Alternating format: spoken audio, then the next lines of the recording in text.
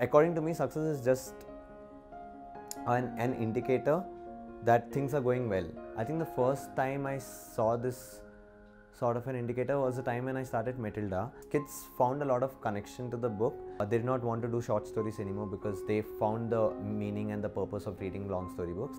After like a few months of doing Matilda, what I noticed was that kids from 7th A were talking to kids in 7th B and 8th about the story, and all the kids were talking to each other about what was happening in their classroom with respect to Matilda.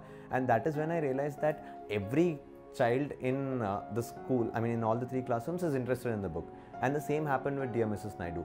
Dear Mrs. Naidu talks a lot about how many of these community problems can be solved just by using the resources that are available in the community itself. When they realize that someone of their age is showing so much ownership and showing so much courage to bring about a lot of changes in the school, that is when I actually started seeing my kids also doing the same thing, because they got so involved in the character itself.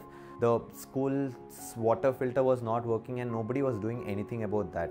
So the children went to the HM of the school, they wrote a letter to the HM, they said we want this to be fixed, and they made sure that it was fixed. The book really helped us push the values and mindsets of the kids, and at the same time it also helped us in building the love for the language itself. I saw some of our children recommending Matilda and Dear Mrs. Naidu to 6th graders and 5th graders also.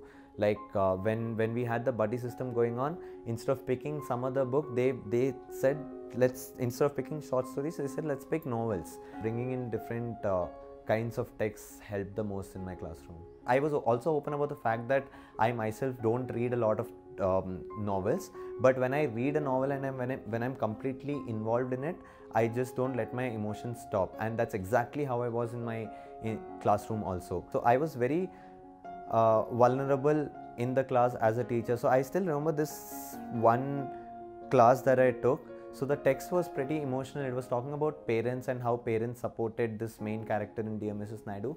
And while reading that, I started crying in the class. I liked that part of the fellowship the most because I was able to be myself in the class.